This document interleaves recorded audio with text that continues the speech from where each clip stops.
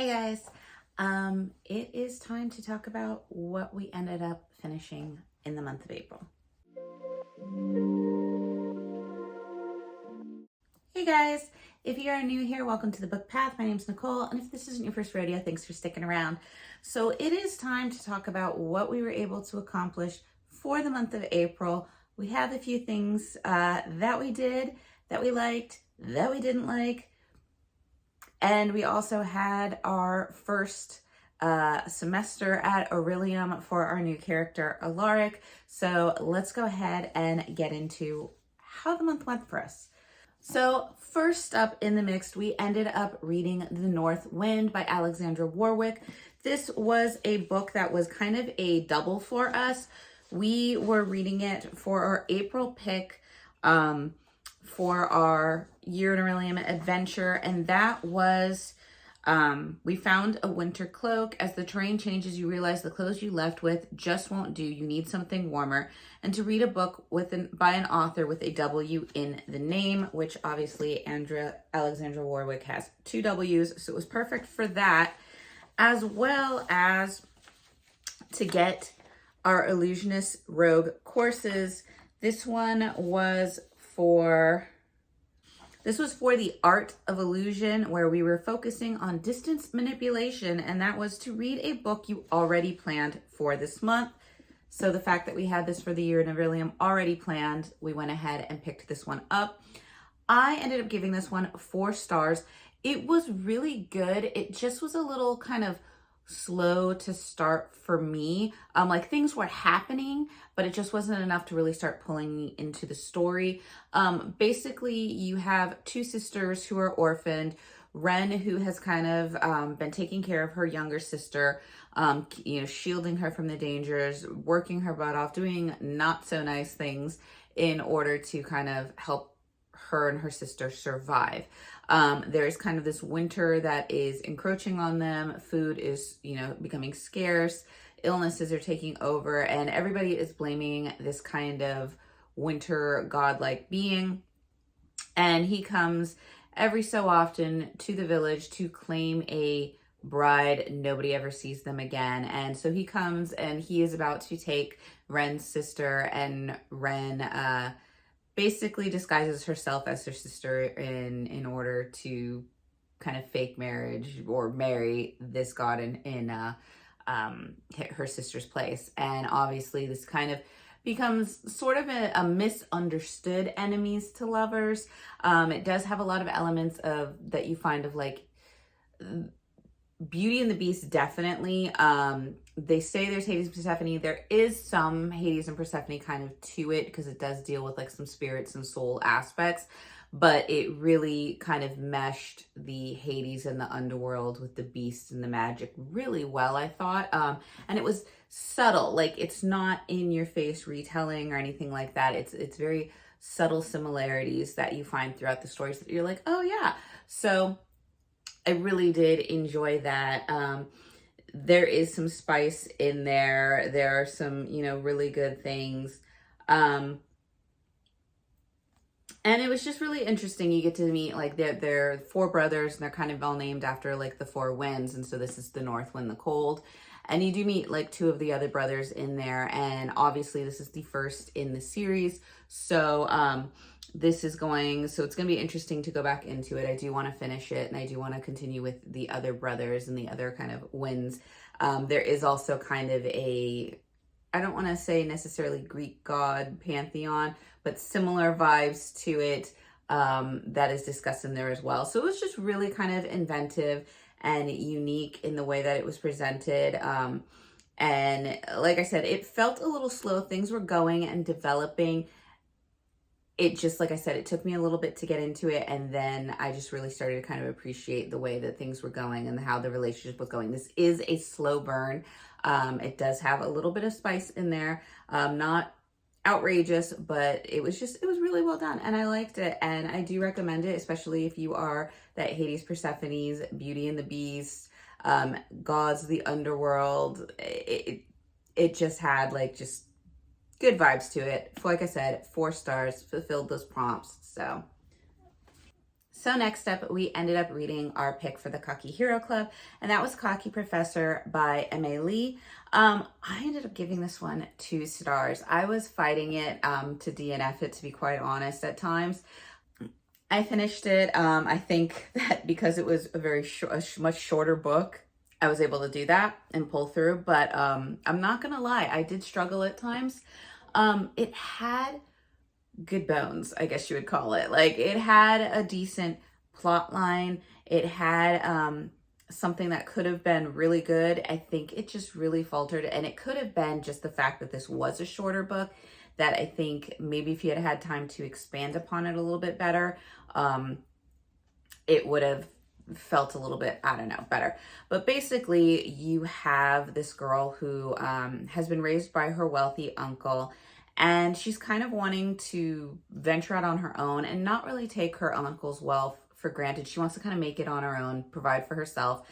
She's going and studying kind of like this business, almost law type courses. And she's going to interview for a job for a very wealthy businessman in the area. And she gets the job, and it's basically a secretarial job, and she doesn't want to lose it because she, like I said, she's wanting to live on her own. But through it, she ends up bumping into this guy who comes off a little cocky. And he is this wealthy, like, billionaire type, very good looking, just, whatever. And they kind of butt heads, and they have a little bit of sass back and forth, and I'm loving it because she's standing her ground, and obviously he's, very much attracted to that. And they keep kind of like butting heads a few times, and then this is where it gets a little bit like, they meet at this gala event. They're clearly attracted to each other despite having all this witty sass and banter. And they decide, what the heck, they sneak away to have a little spicy moment. And they think that's, as far as our main female character, she thinks it's over and done with. She's got it out of her system. She's like, okay, that's fine, whatever, because she doesn't want to lose her job. And she knows that he's a client of her boss's. So he obviously is now wanting, a little bit more, and wants to reach out more. They hadn't talked. She goes to finish. She's got like her last couple of courses in college, and she's really looking forward to them until she finds out that one of the professors for her much needed course that she's been looking forward to is none other than this billionaire guy that she's had a moment with. So of course she's like scared because she doesn't know what that means. He's such a necessity to the school that nothing's going to happen to him if anything were discovered, but she's worried about her position, not only as a student, but also at the job that she has. So they decide that they still want to keep seeing each other, but they want to do it under secret because of those things. That part, I was like, okay, I get this. This is going good. But then it felt like things just took a whirlwind. She has a roommate who is very, I guess the word would be loose with her morals, if you want to say that. And then an old friend from the past that just kind of like team up at a moment to talk to her about things and kind of push her into decisions. And I thought that that was really odd, considering one has no say, considering how she lives her life, and the other one just kind of re-entered the friendship. So it just felt a little much that they would kind of corner her when they do. Also, when things start to happen, I get really upset with the main female character. There will be a few little mini spoilers in this. I will try not to do too much, but this one was just probably the major components of why I ranked it so low. Was they're having their relationship in secret because she has asked for it because of her fears of what it could do to her future. And he really isn't that cocky. He's actually really great in giving her exactly what she wants. And so, like, him being the cocky professor, not really there. But she wants to go to a party with her friends, and she invites him. Now, he's the professor at this school, and the party is at the school with the students. So I'm like, yeah, no, that's not really something for him to be at.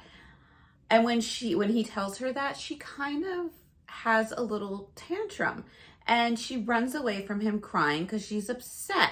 And I'm like, girl, he's a professor. Like, he can't just go to all these like little parties. I'm like, no. And I'm like, especially when you're afraid of getting found out. And of course he goes because she was upset, and he surprises her and she's all happy. And then they try to sneak away for a moment. And I'm like, yeah, that's dangerous. And of course that kind of becomes their downfall, and they get discovered, and she gets mad at him. And she's like, I no longer want to be your dirty little secret and all these things. And I'm like, I'm sorry, excuse me. You were the one that wanted to be a secret. Like, it was just so weird. Like, the way that she was ranting and the things she was going on, she was kind of creating her own destruction.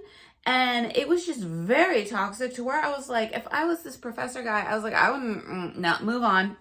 I wouldn't have taken her. Like, it was just, So because of that, it just really kind of tanked in how their relationship carried on with the books. When the kind of climax happened, it was just, I wasn't a fan, and I wasn't a fan of her. And the way it was carried out was just not the greatest for me, and I didn't really care for it. And so that is why I'm like, it went down to 2 stars. Had promise, probably could have been carried out in different ways, without feeling kind of toxic or like your friends are controlling. And it just got really weird. So yeah, that ended up being 2 stars, but we got it done, and it's another book in this series. And I mean, I'm still going to continue, because for the most part, most of the books that I've read in this series have been very good. So we will continue with the series and just kind of see what we get into next month.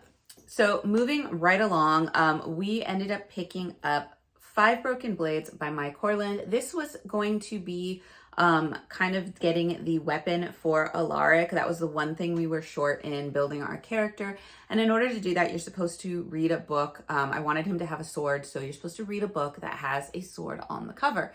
So I ended up choosing 5 Broken Blades by Mike Horland, I believe it is. And I ended up DNFing it. I got a little over 100 pages in, and I was just kind of bored. There were elements I liked to the characters. There was one female character who kind of, for lack of a better term, was like a poison master, and kind of seductive assassin type. And I liked her, and I felt that her backstory was probably built up the best. But I felt like the other backstories of the characters weren't really drawing me in. They were starting to have their own kind of like romances and love stories, but it just felt, it wasn't pulling me in. I almost want to wonder if maybe because it felt a little YA to me, rather than more on the adult side, given who these characters are and what they're meant to do. The way in which they were presented and the way their romances were kind of presented felt very YA for the characters.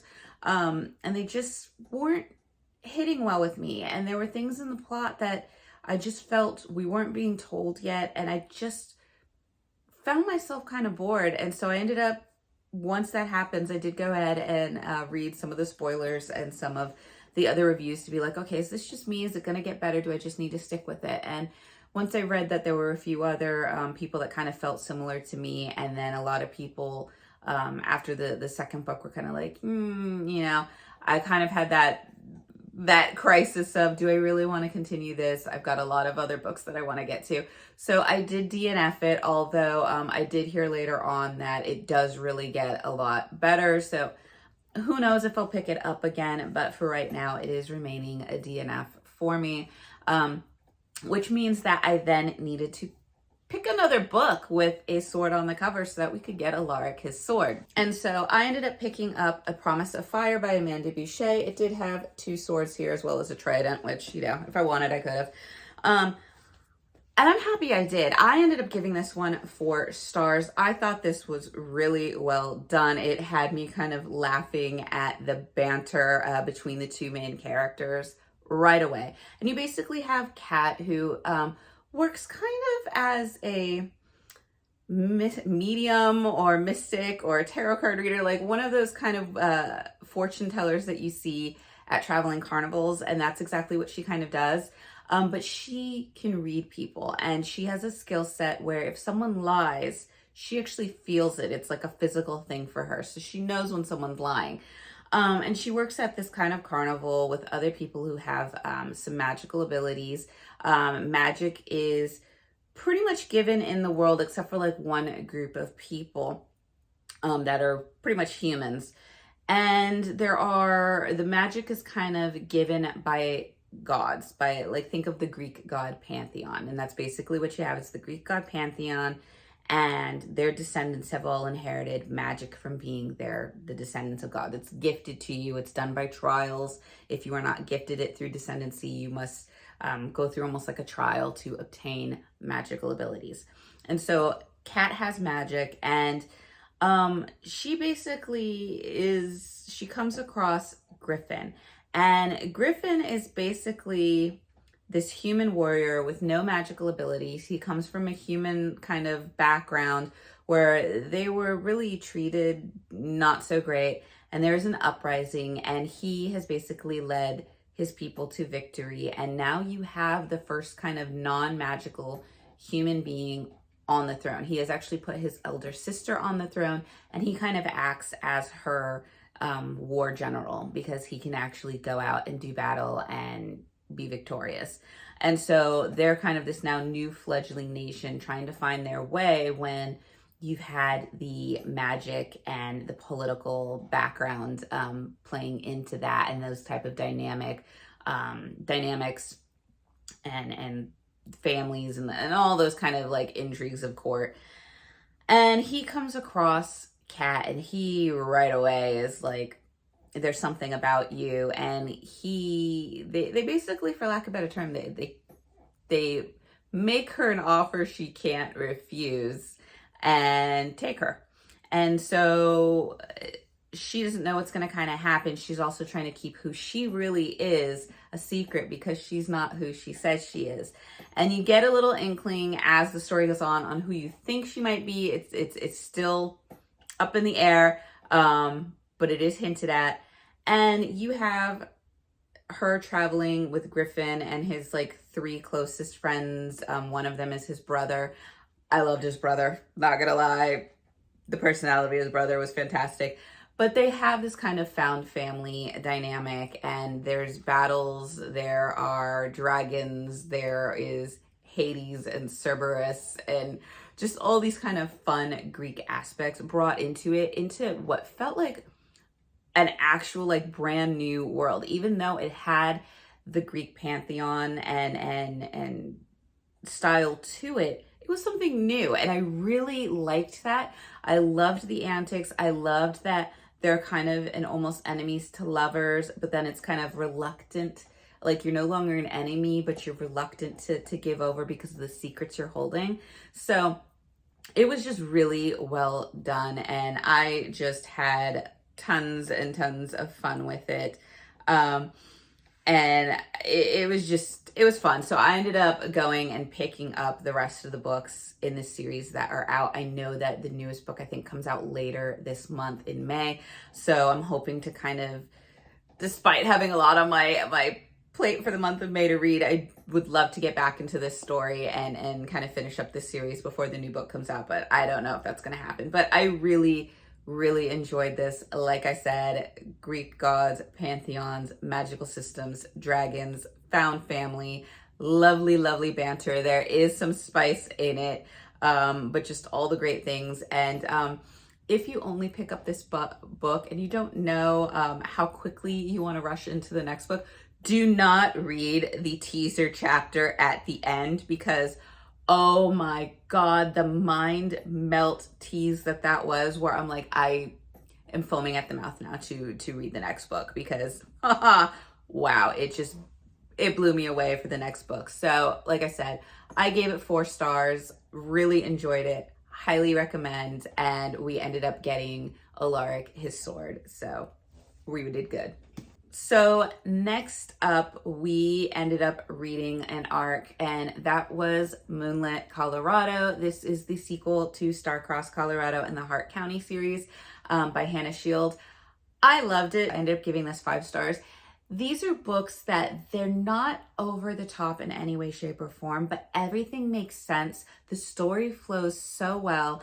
And the relationship is just everything it needs to be. The friendships are everything it needs to be. And that's just kind of what it is. It's just a great romance, some spice, a little bit of kind of a solving a mystery mixed in there.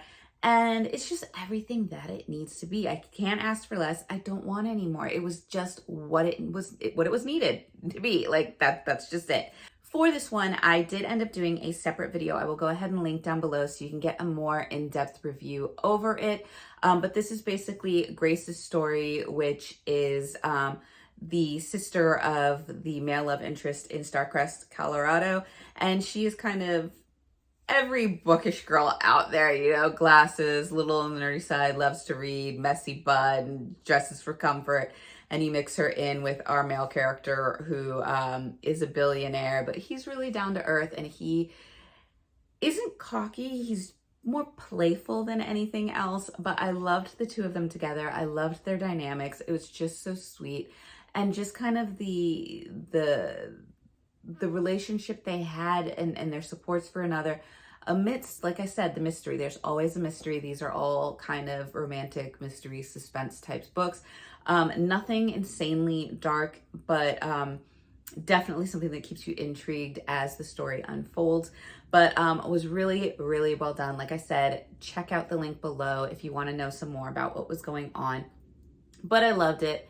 Gave it 5 stars. Highly recommend the Hart County series. It's just great. It really is. It's kind of Hallmark mixed with mystery and it's just fun. And we did do that one. So we finished those ones and it was time to go back for our magical readathon picks. So next up, we were tackling our shape-shifting course for our syllabus. And for shape-shifting, we were focusing on dragons. That was kind of the theme. And this one was to read a book with a dragon in the title or on the cover or in the story. And originally I did want to do Onyx Storm. I know that was in my TBR, but there were so many videos coming out and spoilers that it was just kind of, I don't want to say overhyping it because I know the series is a good series. I've been reading it, but it was just so much out there and in your face that I was just kind of starting to get annoyed that it was everywhere. And I just was like, you know what? I don't want to read it right now. I want to wait until everything's kind of died down and I could just kind of enjoy it without all the videos. And I know that there is going to be, I think, like another year or so before the next book comes out. So maybe like postponing it a little bit will keep it to where when the next book comes out, it won't feel as delayed for me as it is for the people who have like already read it. And also maybe some of like the plot lines that people were talking about in videos because I tried to skip over them as quickly as I could, but there were some few things that got, you know, leaked. And so I'm like, I do want to read it. I will read it. I just didn't want to read it right now. So I did end up having to pick up another book, but luckily I ended up buying one that or pre-ordering one that came my way, and I'm giving away some of the books that I did purchase. So my next like book haul video is probably not going to be as like surprising for some of you, but I ended up picking up Firebird by Juliet Cross. This was on my list to watch out for. I think the cover is stunning. It has these beautiful sprayed edges, wonderful map inside. I didn't know what to expect with this. This is basically a historical fiction fantasy. You basically have the world of ancient Rome out on its conquest with all of the actual historical elements and tribes and creation and things of that time. The only difference is that those who are in Rome are run on a sort of dragon magic system. They are descendant, basically you have the old myth of Romulus and Remus, where in our world, Romulus and Remus are legend, are basically the 2 orphaned boys that were founded by the she-wolf who nursed them and raised them. And obviously they come up to basically find Rome and be the first leaders. And in this book, they are raised by a dragon, and they are given the element to turn, they are given the magical abilities to turn into dragons. And so all of these different dragons are basically color systemed, and they all have their own different kind of abilities or houses that they come from, and there is a power hierarchy. So in this, you have, it is a dual POV between our two main characters. You have Melina, who is a Dacian dancer, basically, and Dacian is basically, for lack of a better term, kind of the Eastern European sphere of the ancient world. And she is one of the dancers amongst her sisters, and you find out that basically the Romans come and they go and annihilate her family, and she escapes, and she is now living with the Celts and kind of helping them to fight against the Romans. And you have one of the Roman generals, Julian, who is the nephew to the current emperor and a dragon shifter, if you will. And he saw her many years ago when she was dancing, and he ended up like talking to her for a little bit, and he gave her like this Roman coin to protect her, and he's like, may it, you know, protect you or do whatever. And he obviously was smitten at first glance, but years go by, and now they are brought back together when his army basically decimate this new tribe that she's with, the Celts that she's with. And they take her prisoner, and some very bad things are about to happen to her, and he steps in and saves her. And obviously this is the ancient Roman world, so when you are a prisoner of war, you become a slave. So she has to play the part of a slave because it's Julian's only way of protecting her. There is obviously this kind of love and romance budding between them. Julian is trying to fight it as best he can because he can't have it found out, his feelings for her, because she will then be used against him. His uncle, the emperor, is not a nice guy, and he does not want any intermingling of dragon descendants with non-dragon descendants, if you will, and that causes all sorts of kind of prejudice. There is death involved for that. This is a very kind of, you know, it's ancient Rome, and it's all the bloodiness and war of ancient Rome. But it's just kind of that. There is also a, you know, new kind of group springing forward that is wanting to take out Rome. So you do have that as well. So there's a lot of really interesting elements in here. I thought that it was really well done. And there is kind of a little teaser trailer for the next book in this series that the way this book leaves off, you kind of knew it was going to happen, but the little surprise they give you at the end was just fantastic, because now you kind of know where they're going to go at, because there is there is the myth of Medusa in here, but it has been completely rewritten, and that is kind of going to be the underlying part of this book involving Melina. And so I thought that was really interesting, because you do get that towards the end, because you know it's coming with the, when you know the myth and you kind of know Melina's part, you kind of know what's going to happen. And I can't give it away. I can't. You got to read it to figure it out. But the last part of this book, it just solidifies what you already knew was going to happen, and you're like, yes.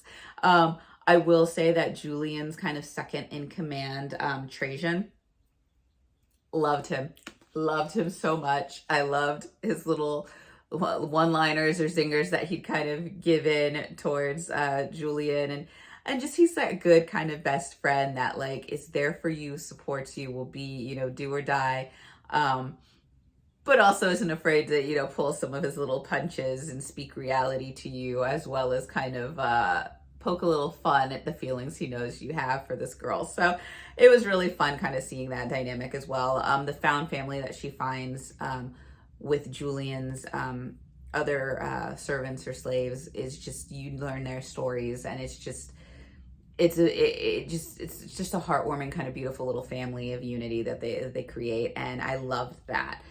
So I do hope that we start to see a little bit of the characters later on, but I hope that we get to see more of them, as well as more of some of the slaves of some of the other kind of dragon generals, if you will, because you got touches of their stories, I do kind of want to see more. But I thought it was really interesting. I was very curious as to how they were going to bring this kind of dragon fantasy element to ancient Rome and still kind of keep it a little bit of the historical Rome that makes sense to us. And Juliet Cross did it beautifully.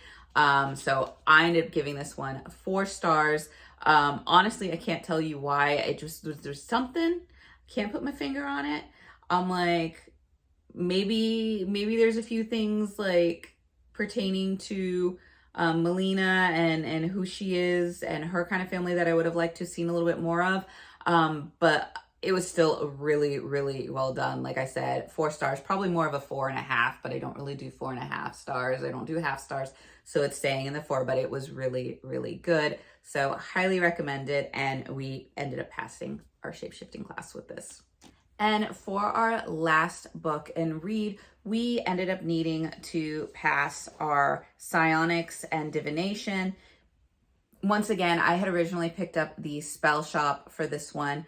I just, at that point in time, I didn't really want anything that was kind of cozy. I wasn't going for cozy at the time. So I ended up switching that out.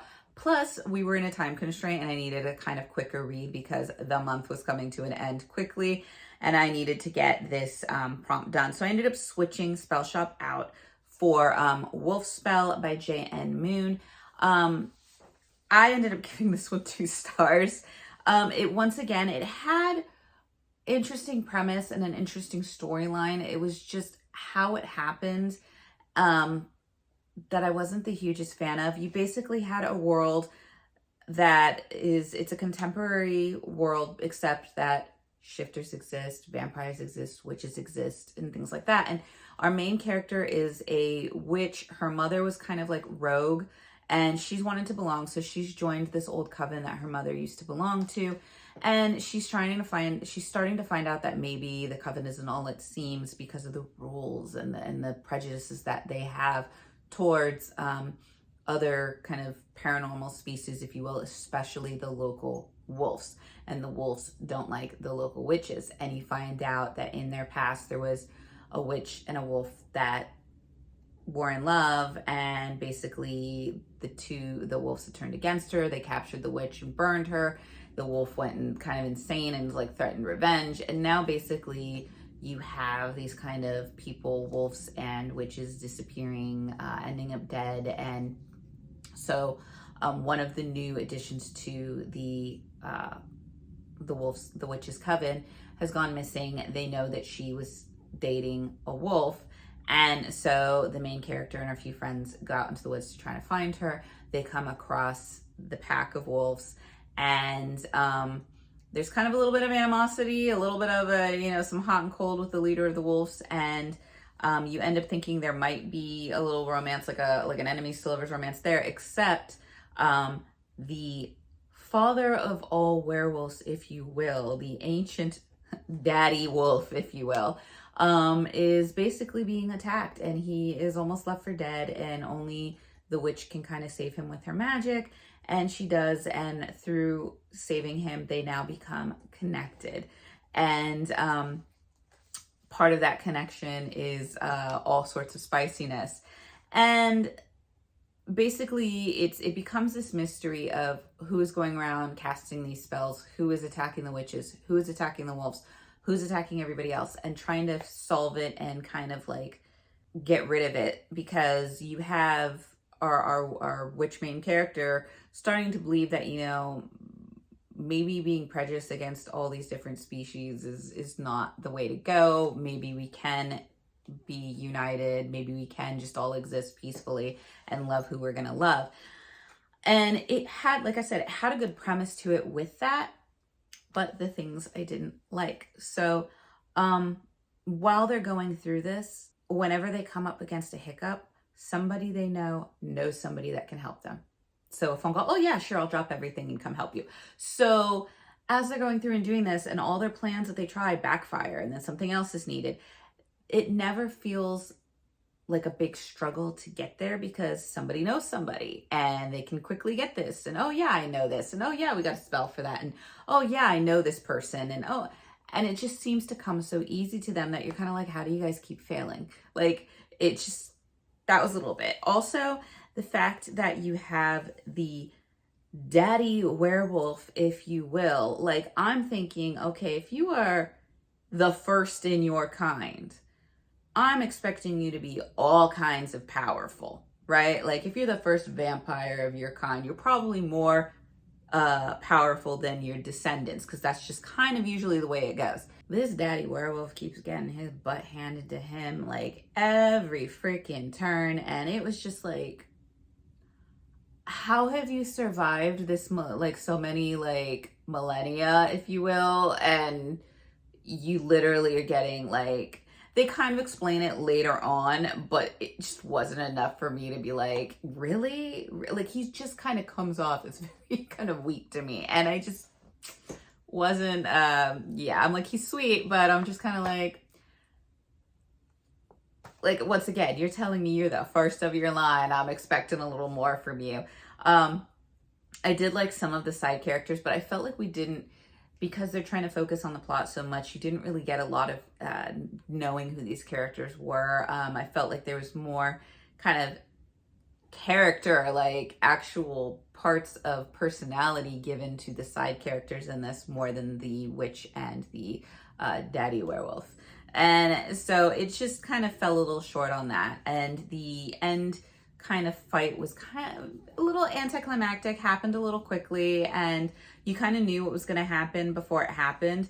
It is the first in a series. I probably will not be continuing the series. I felt like if I stop at this book, I feel like I got the series good, and it can end that way, and I'll be perfectly fine with that. Because like I said, it had the basis to be something really good. It's just, it came too easy. The characters weren't really developed well, and it was a little anticlimactic because of those things.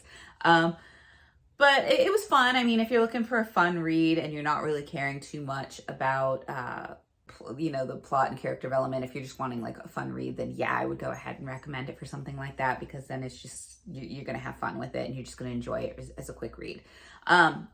But we did go ahead and finish that one. So we did finish all 3 of our courses for the spring equinox. So we finished shapeshifting, we finished art of illusion, we finished psionics and divination. So he has gotten his novice level as an illusionist rogue. He is well on his way, and we will be back for him in, I think we're going back to September instead of August for the fall equinox, but it will be around that time that we'll be going back for our autumn equinoxes, which is going to get a little bit more interesting, because that's when we have to do our multiples in our subjects. So stay tuned for that. But other than that, it was an interesting reading month. I felt like it was going really slow, despite getting everything done that we needed to get done. Wasn't the highest of page counts. I think it was like 2,000 compared to like the months before. So it was pretty low. And we had a mix. Like, we had some books that were really good. We had some books that were not as great. So it will be interesting to see where we fall in May in comparison. But I hope you guys are doing well. If you did Magical Readathon, did you achieve all your subject matters? Did you achieve your adventure in Aldea this month? Let me know in the comments below. If you had a good read that you just want to share and talk about, leave that in the comments below as well. But like I said, I hope you guys are doing well. Stay safe, stay hydrated, stay happy, and I will see you guys in the next video. Bye.